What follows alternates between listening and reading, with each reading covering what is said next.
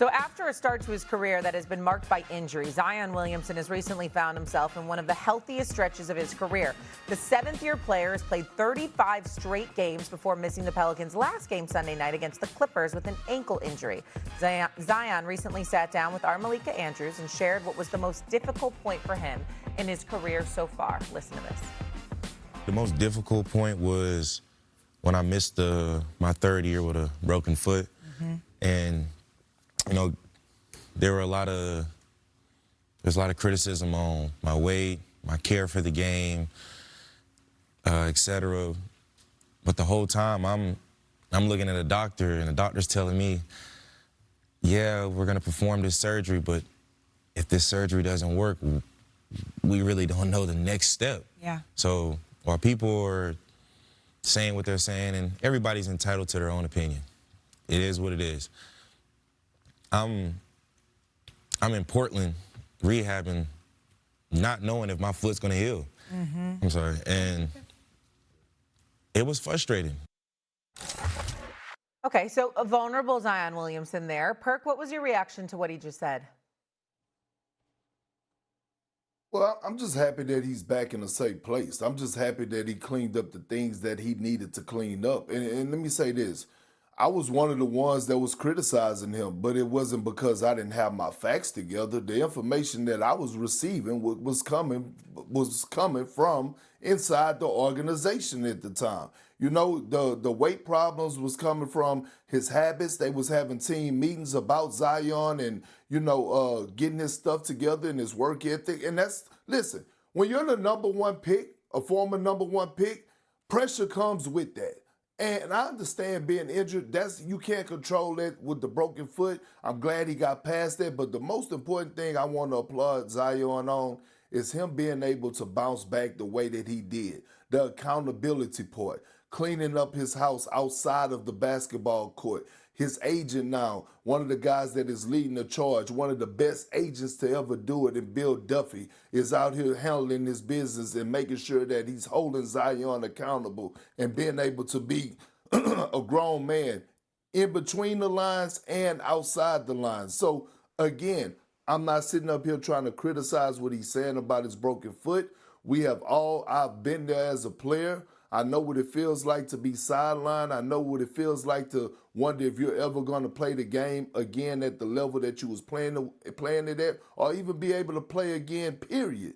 So I get what he's saying. I want to give him his flowers, but I want to say the criticism that he was receiving at the time and throughout the course of his stint being the New Orleans Pelicans was deserved, because we wasn't just making up stories. It was information that was given to us from inside of the organization. I don't think that Zion, and that was an excellent interview by Malika Andrews. You should go check it out. It's 15, 16 minutes long. It was. See it. She did a great job. Yep. Good on Zion for stepping in that and opening up after all this time, because we rarely hear him speak and advocate for himself. I look at Zion like not a bust, but a disappointment, who still has some runway left to change the narrative around his story. Like, we don't pay attention to the New Orleans Pelicans because of how bad they've been, but him playing 35 straight games, that's the longest mark of his career. And Stephen A., I'm curious what you think about this, because you've been around a lot of guys.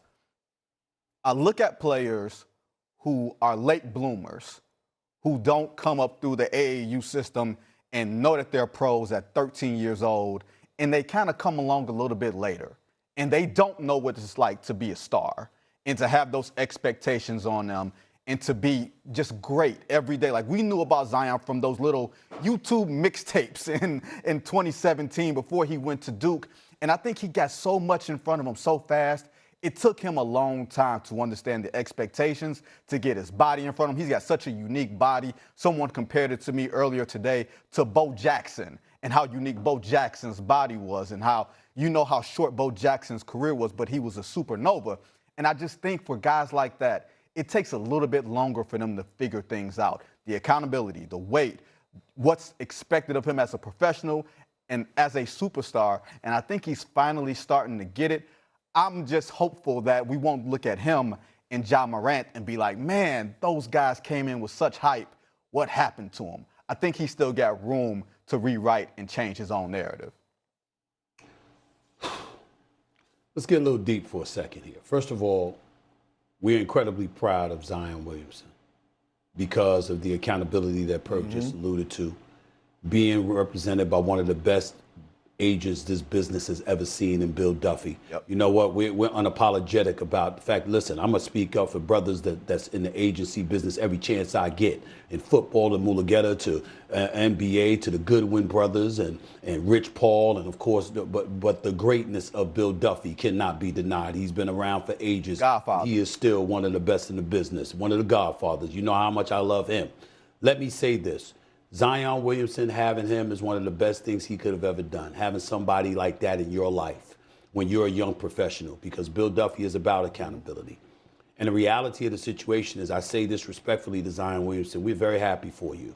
But I want to piggyback off of what Perk added because it's incredibly important. Nothing was made up.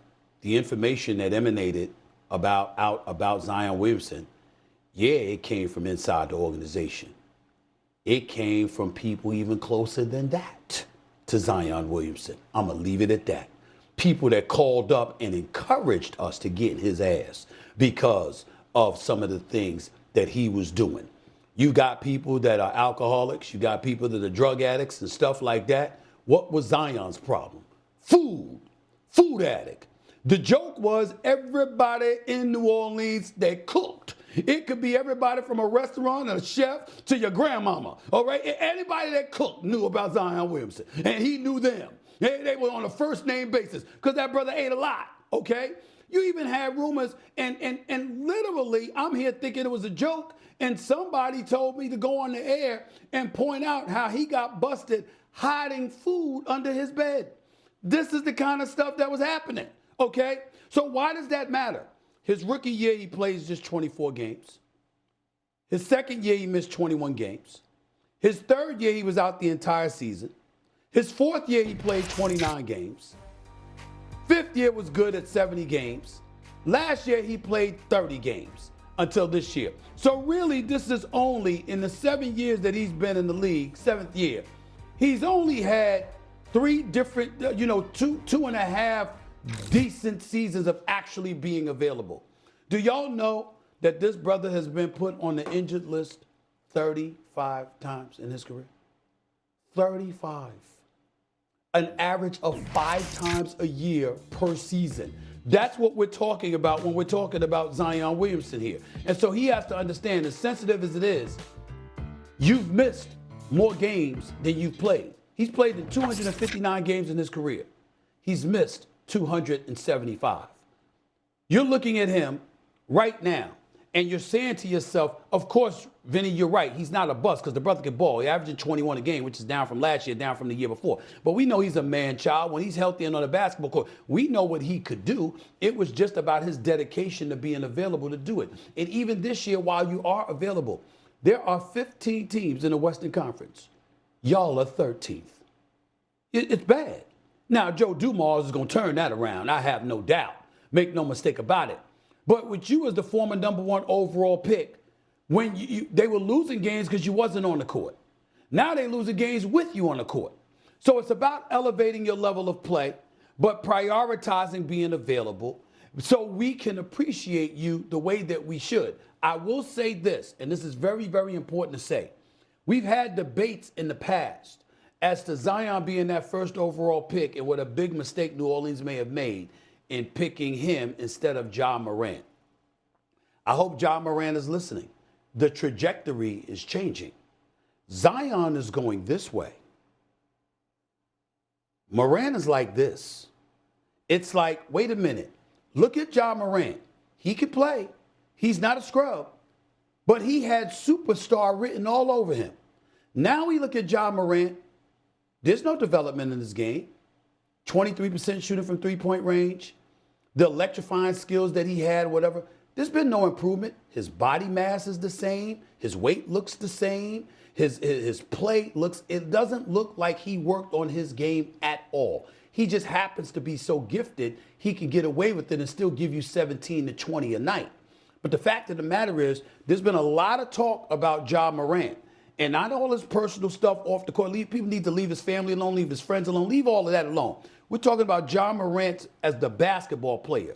It's almost like he's not flatlined, but he has staled. There's no elevation. At least with Zion, we're now finally able to say there's some elevation taking place now. He's more accountable. He's growing up. Yep. And if he's going to prioritize making sure that he's available, then the sky's the limit for him looking into his future. That's a really, really big deal, and that's a huge plus that he should hang his hat on, appreciate that, stay with Bill Duffy, and make sure that you continue to do the things that you're supposed to be doing. That's a lot better than we can say about Ja Morant at this particular moment in time, who doesn't appear that his game has changed one bit. It seems to be the same, no elevation whatsoever. And I'm going to say this. Zion is in great hands. Joe Dumars, Troy Weaver, Bill Duffy, they're going to lead him in the right direction as long as he continue to follow. It's a reason that the Pelicans took him and not made him available at the trade deadline. Ja Morant was made available at the trade deadline. Ja Morant, correct. Memphis was trying to trade him. Mm-hmm.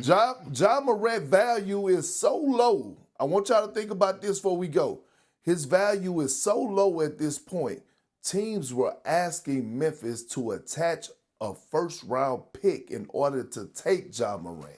It should have been the other way around. Yeah. Right now, Ja Morant's averaging 19.5 points per game. Zion Williamson, in what has been his best season in a long time, is averaging over 21 points per game.